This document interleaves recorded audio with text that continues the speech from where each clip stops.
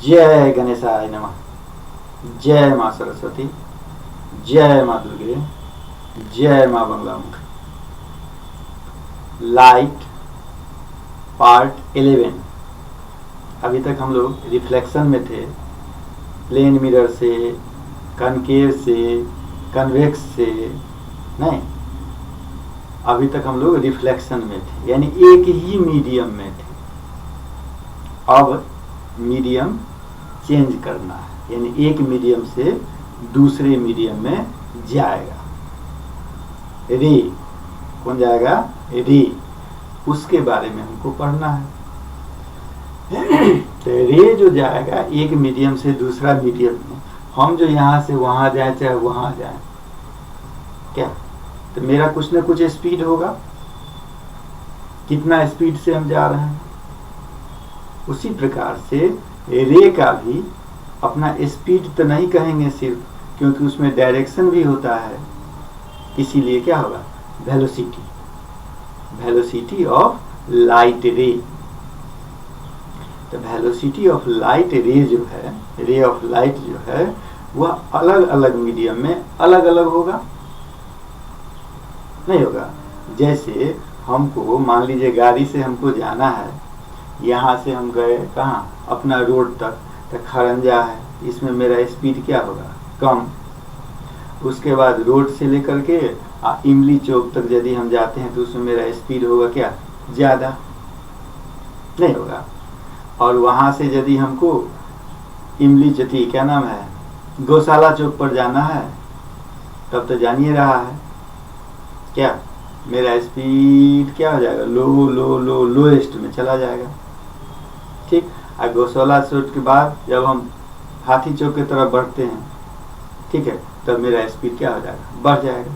यानी यहाँ जो हम गाड़ी चला रहे हैं वो तो रोड पर डिपेंड किया, लेकिन इसको अब छोड़ो, अब आ जाओ लाइट में। लाइट जो पास करेगा अलग अलग मीडियम में, नहीं, उसका भी वेलोसिटी अलग अलग होगा, नहीं। तो यह किस पर डिपेंड करेगा? जैसे यहाँ तो रोड खराब या रोड अच्छा पर डिपेंड किया, नहीं, तो वहाँ किस पर डिपेंड करेगा? वहाँ मीडियम के डेंसिटी पर डिपेंड करेगा। ठीक है, किस पर डिपेंड करेगा? मीडियम के डेंसिटी पर डिपेंड करेगा कि मीडियम जो है ज़्यादा डेंस है या कम डेंस है।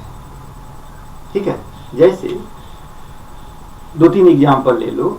वैक्यूम बोलते हैं, एयर, एयर या वैक्यूम एक ले लो, दूसरा वाटर ले लो, तीसरा ग्लास ले लो। ठीक है, एयर है या वैक्यूम है, इसमें डेंसिटी क्या होगा? बहुत कम। इसका डेंसिटी बहुत कम, ये तो जानता है। डेंसिटी का मतलब क्या? डेंसिटी का मतलब क्या? पार्टिकल जो है एक दूसरा से कितना कम्पैक्ट है। ठीक है, वहीं पर फिर वाटर में आ जाओ। ठीक है, हम लोग पढ़े थे ना सॉलिड, लिक्विड, गैस, तो वाटर में चले आओ।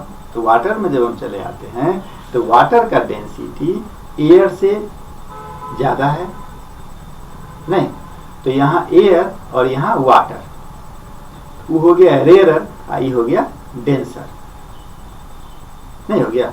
एयर क्या हो गया या वैक्यूम क्या हो गया? रेयरर, और वाटर क्या हो गया? डेंसर। ठीक है, उसी प्रकार से अब वाटर है और ग्लास ले लो। ठीक है, तो वाटर और ग्लास में वाटर का डेंसिटी कम है और ग्लास का डेंसिटी क्या होगा? ज़्यादा होगा, नहीं, ग्लास का डेंसिटी ज़्यादा है। क्यों? क्योंकि यहाँ पार्टिकल एक दूसरा से बहुत ज़्यादा कॉम्पैक्ट है। लिक्विड में उससे थोड़ा सा कम है, गैस में क्या था? उससे भी ज़्यादा कम था, इसलिए उसका डेंसिटी सबसे कम, इसका डेंसिटी उससे ज़्यादा, इससे भी डेंसिटी ज़्यादा किसका? ग्लास का, नहीं। तो डेंसर कौन हो गया? वाटर और ग्लास में। अब डेंसर कौन हो गया? ग्लास। और वाटर क्या कहलाएगा? रेयरर, नहीं हो गया। एयर और वाटर जब था तो एयर था रेयरर और वाटर क्या? डेंसर।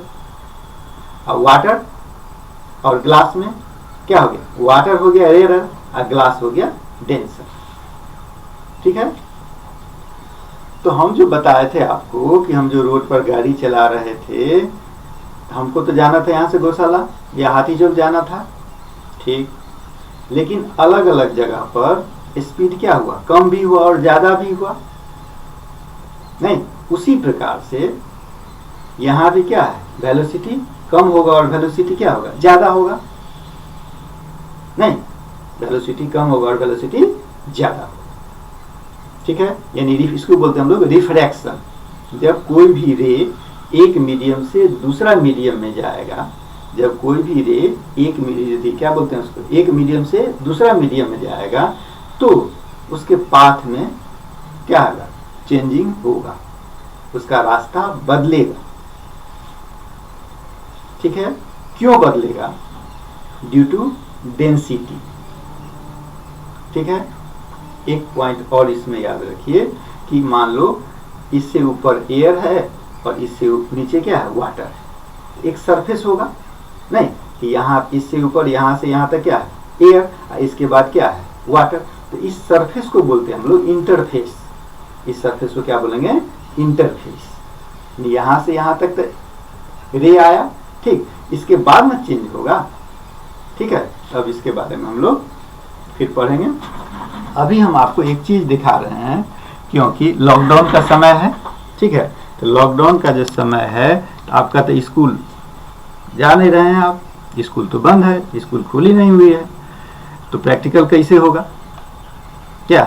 तो हम आपको कुछ सामान दिखा देते हैं क्या क्या है। जैसे आप सबसे पहले क्या पढ़े थे, प्लेन मिरर पढ़े थे ना।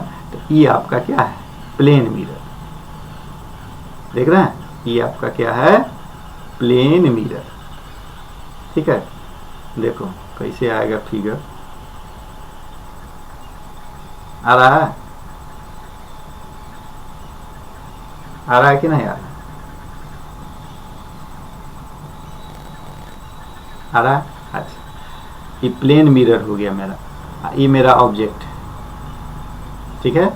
ये मेरा क्या है, ऑब्जेक्ट, ठीक। तो ऑब्जेक्ट को जितना हम दूरी बढ़ाते हैं उतना ही क्या होगा, इमेज भी पीछे भाग रहा होगा। नहीं, अब सब देख रहा तू,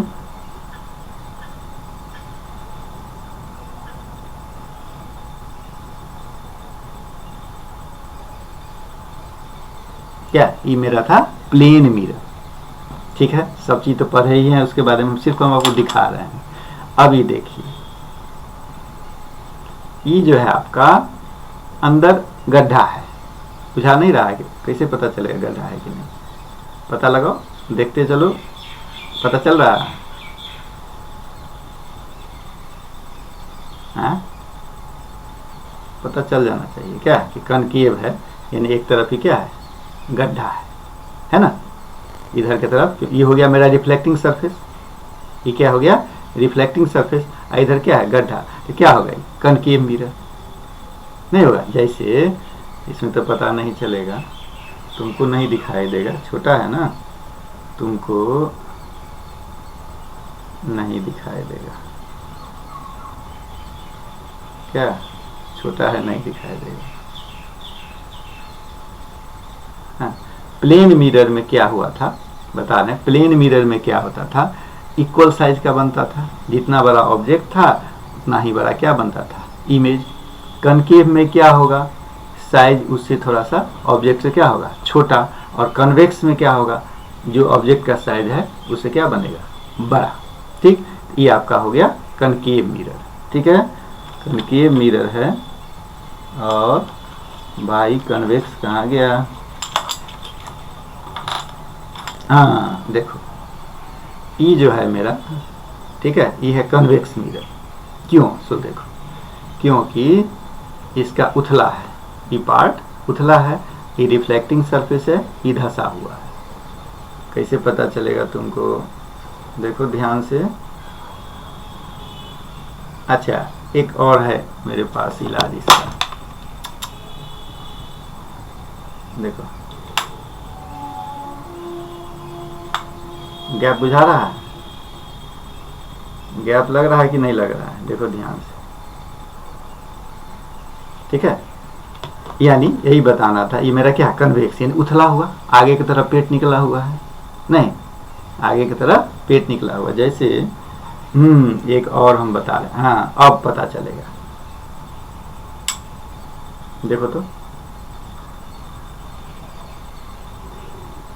उथला हुआ तब नहीं, अप डाउन हो रहा है, देख लिया, उथला है।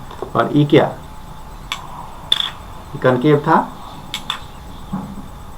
नहीं उठ रहा है क्या, ये कनकेव, वो कन्वेक्स, ये क्या हुआ मेरा प्लेन मिरर। ठीक, अब आ जा, अब आगे, इसीलिए हम इसको रोके हुए थे, आगे फिर पढ़ेंगे, लेकिन आज ही दिखा देते हैं क्या।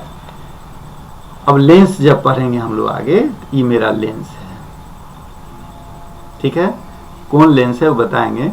देखो बीच में मोटा, बीच में मोटा, और दोनों तरफ माने चारों तरफ क्या, पतला, बीच में पेट निकला हुआ है, मोटा है, और चारों तरफ क्या है, पतला है, ये क्या हो गया, कौन लेंस कहलाएगा, कन्वेक्स, जैसे उसमें था ना कन्वेक्स लेंस, क्या बोलेंगे इसको, उथला है ना, क्या बोलेंगे, कन्वेक्स।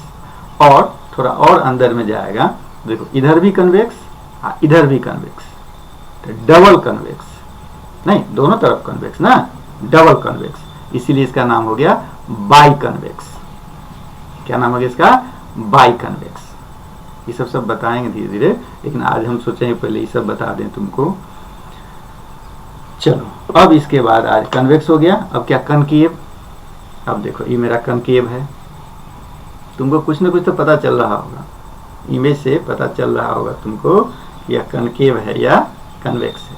क्यों भाई कनकेव है, क्योंकि अंदर में देखो धंसा हुआ है, दोनों तरफ से अंदर में धंसा हुआ है, और साइड से क्या है, मोटा है, ये कौन लेंस कहलाएगा, कनकेव लेंस। अंदर में देखो पतला, ठीक है। अच्छा इसको तुम ऐसे बता सकते हैं, तुमको कलम ले लो, देखो है स्पेस है बीच में कि नहीं, दिखाई दे रहा, दोनों के बीच में स्पेस है,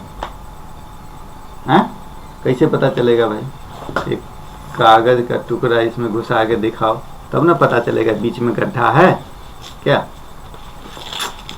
चलो भाई देखो घुस गया, अब पता चल गया, ऐसे ऐसे रख दिए, घुस गया आराम से। इसका मतलब क्या, अंदर में गड्ढा है, यानी बीच में गड्ढा है, और दोनों साइड से उठा हुआ है, इसलिए कौन लेंस हुआ, कनकेव लेंस। अच्छा इधर भी कनकेव और इधर भी कनकेव है, दोनों तरफ कनकेव, इसलिए क्या डबल कनकेव, इसलिए क्या बाई कनकेव। समझ गया।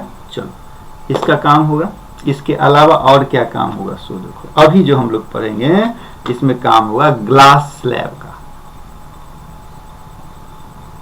जो रिफ्रैक्शन जो अभी हम लोग पढ़ेंगे इसमें काम होगा किसका, ग्लास स्लैब का। यही है तुम्हारा ग्लास स्लैब है। जैसे इससे ऊपर जो है मीडियम वो एयर है, और ये क्या है ग्लास, यानी क्या हो गया डेंसर मीडियम, ये हो गया रेयर मीडियम, आई हो गया डेंसर मीडियम। और फिर इसके बाद यदि जाता है, ठीक है, इसके बाद जो जाएगा रे पास करेगा वो क्या हो गया फिर रेयर मीडियम, यानी रेयर से डेंसर में गया और डेंसर से किस में गया, रेयर में गया। रेयर कंपैरेटिव डिग्री है, कंपैरेटिव डिग्री है रेयर, ठीक है, ई रेयर ई डेंसर और ई रेयर, ठीक है। यानी एयर जो था इसका डेंसिटी कम है, ग्लास है इसका डेंसिटी क्या होगा, ज्यादा होगा, इससे फिर कम डेंसिटी किसका हो जाएगा, एयर से। यानी कोई भी रे यदि इस पर आ रहा है तो इस सरफेस क्या हो गया, क्या बोलेंगे इसको, इंटरफेस बोलेंगे ना, तो यहाँ तो पड़ा, ठीक है, तो पॉइंट ऑफ इंसिडेंस ही कहलाएगा, ये भी इंसिडेंट रे कहलाएगा। बात समझ गया। अब इसके अंदर में जो रे जाएगा, तो हम नहीं दिखा सकते हैं, अंदर में जो रे जाएगा वो क्या होगा, जैसे उसमें था रिफ्लेक्टेड रे, उसमें क्या था रिफ्लेक्टेड रे, क्योंकि रिफ्लेक्शन से था, इसमें होगा रिफ्रैक्टेड रे, क्या होगा रिफ्रैक्टेड रे, क्यों, क्योंकि यह रिफ्रैक्शन से है, ठीक है। इतना तक तो कोई दिक्कत नहीं कि इंसिडेंट रे हुआ वो क्या हुआ रिफ्रैक्टेड रे हुआ, और जहां पर पड़ा तो पॉइंट ऑफ इंसिडेंस हुआ। अच्छा वहां पर फिर हमको क्या करना होगा, एक नॉर्मल, क्या खींचना होगा, एक नॉर्मल खींचना होगा। अच्छा एंगल वैसे ही कि नॉर्मल के साथ इंसिडेंट रे का जो एंगल बनेगा वह क्या कहलाएगा, एंगल ऑफ इंसिडेंस, ठीक। नॉर्मल के साथ रिफ्रैक्टेड रे का जो एंगल बनेगा वह क्या कहलाएगा, एंगल ऑफ रिफ्रैक्शन। ठीक है, और इसमें ये तो हो गया रेयरर मीडियम, ये हो गया denser medium, incident ray, refracted रे। लेकिन इस मीडियम के बाद भी तो जा रहा है, डेंसर से किस में जा रहा है, रेयरर में जा रहा है, डेंसर से रेयरर में जा रहा है। ठीक, तो वहां भी तो फिर पाथ उसका चेंज होगा, तो उस रे का नाम क्या रखें, तो उस रे का नाम है इमरजेंट रे। क्या बोलेंगे इसको, emergent ray, incident ray, refracted रे और इमरजेंट रे। फिर वहां भी एक नॉर्मल है, नॉर्मल तो है ही पूरा है, इसका मतलब वह एंगल क्या कहलाएगा, angle of emergence, angle of emergence, angle of incidence, angle of refraction, angle of emergence. ठीक है, अच्छा इसमें एक और पॉइंट है कि इंसिडेंट रे ऐसे आ रहा था, जब मीडियम चेंज करेगा तो भी बेचारा का रास्ता चेंज हो गया, ये इंसिडेंट रे। और लास्ट में जो रे आप निकाले हैं क्या, इमरजेंट रे। तो इंसिडेंट रे को आप वर्चुअली आगे बढ़ाइए, देखिए कि यदि ये सब नहीं होता तो वह रे कैसे जाता, वह सीधा जाता, और लास्ट में वही रे इतना मीडियम चेंज करने के बाद कहाँ गया। ठीक, तो ये दोनों के बीच का जो डिस्टेंस होता है उसी को बोलते हैं हम लोग लेटरल डिस्प्लेसमेंट।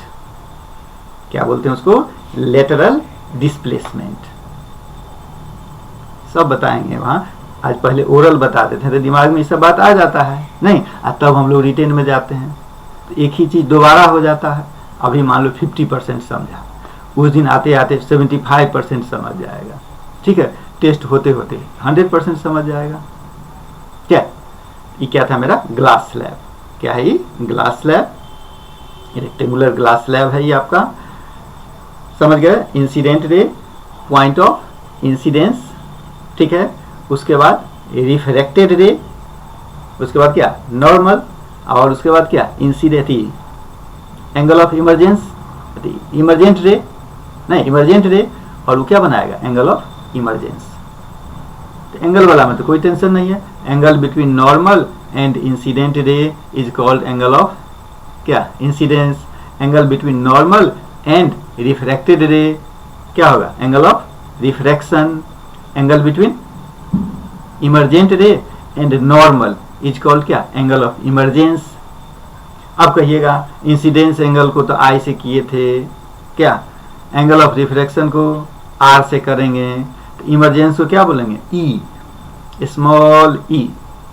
आई किसके लिए, एंगल ऑफ इंसिडेंस, आर किसके लिए, एंगल ऑफ रिफ्रैक्शन, ई किसके लिए, एंगल ऑफ इमरजेंस। ठीक है, अब जैसे उसमें था आपका लॉज ऑफ रिफ्लेक्शन था ना, तो इसमें होगा laws of refraction, laws of refraction. उसमें था i is equal to r, angle of incidence is equal to angle of reflection. लेकिन इसमें ऐसा नहीं, इसमें लग जाएगा sine i by sine r is equal to constant. अब तुमको हंसी लग रही होगी, क्लास 8 में रिफ्रैक्शन है, लॉज ऑफ रिफ्रैक्शन हमको पढ़ना है, साइन आया और साइन आर आया,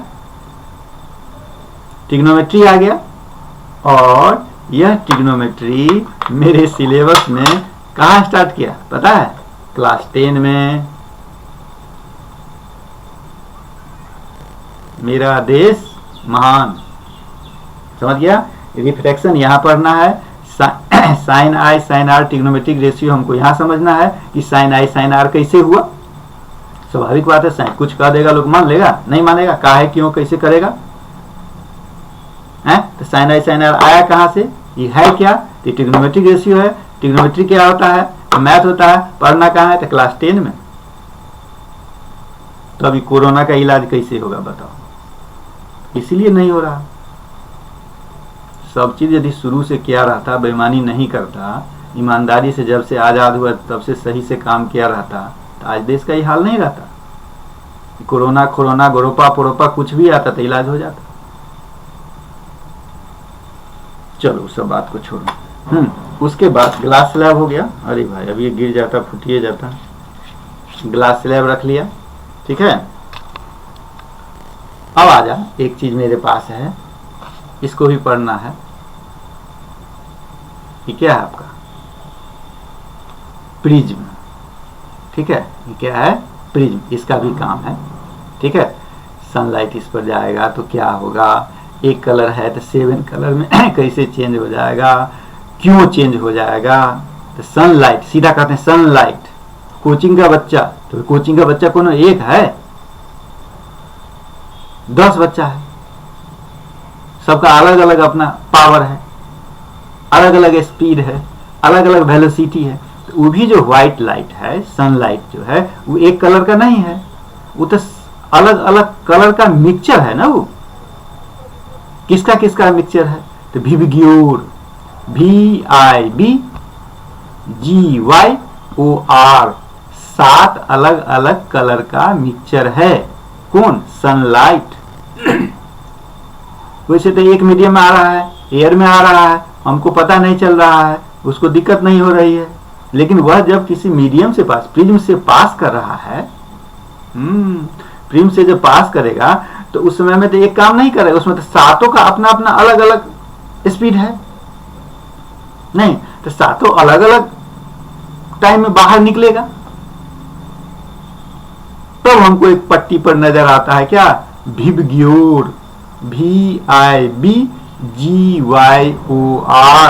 वायलेट, V से वायलेट, I से इंडिगो, B से ब्लू, G से ग्रीन, Y से येलो, O से ऑरेंज, R से रेड।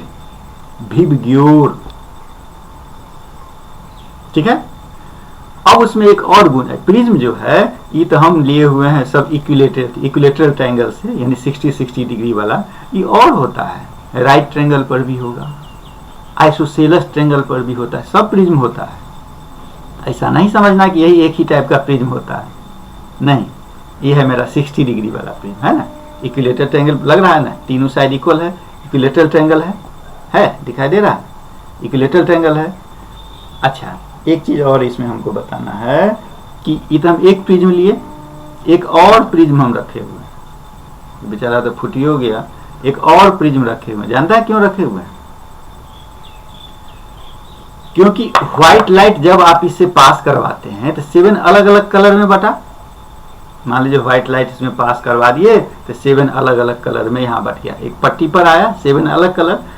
उससे पहले हम इस प्रिज्म को रखते हैं उलट के, जैसे ई था ये ऐसे था तो उसको हम ऐसे रख दिए, नहीं तो ऐसे हो गया, रख दिए। तो अब रे इससे पास करेगा, ठीक है। तो इससे जब रे पास करेगा तब आप जो देखिएगा पट्टी, तो उसमें फिर व्हाइट कलर आ जाएगा। एक व्हाइट कलर एक प्रिज्म के कारण 7 अलग अलग कलर में बट गया नहीं। और फिर उसी रास्ता में यदि आप दूसरे प्रिज्म को रख देते हैं उलट के, लेकिन उलट के, जैसे देखते हैं ऊपर में एंगल है, ये प्लेन है, उलट के जब रखते हैं तो वही 7 का 7 कलर फिर किस में चेंज हो जाएगा? व्हाइट लाइट में चेंज हो जाएगा। समझा? यही था मेरा प्रिज्म। ये आपको सामान हम सिर्फ दिखा दिए हैं, ठीक है। सबका यूज भी आप कर सकते हैं, देख सकते हैं, कोनो बहुत बड़ा समस्या नहीं है। ये बहुत बड़ा काम है, क्या है? लेंस था, इसका ही सब नहीं है, ठीक है। अब जो हम आगे पढ़ेंगे इसके बारे में, कुछ कुछ तो बता दिए, क्या इतना याद रहना चाहिए आपको, क्योंकि मेरा बच्चा है इतना जल्दी भूलता नहीं है, ठीक है। इसको कैसे रखा जाए, तो फुटिए जाएगा ना हो।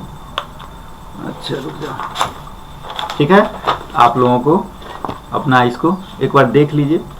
क्या कोरोना में लिखना कुछ नहीं पड़ा, इसलिए खुश होगा उत्कर्ष, बहुत खुश होगा, अमृत भी खुश होगा। चलो, जय मां बंगलामुखी।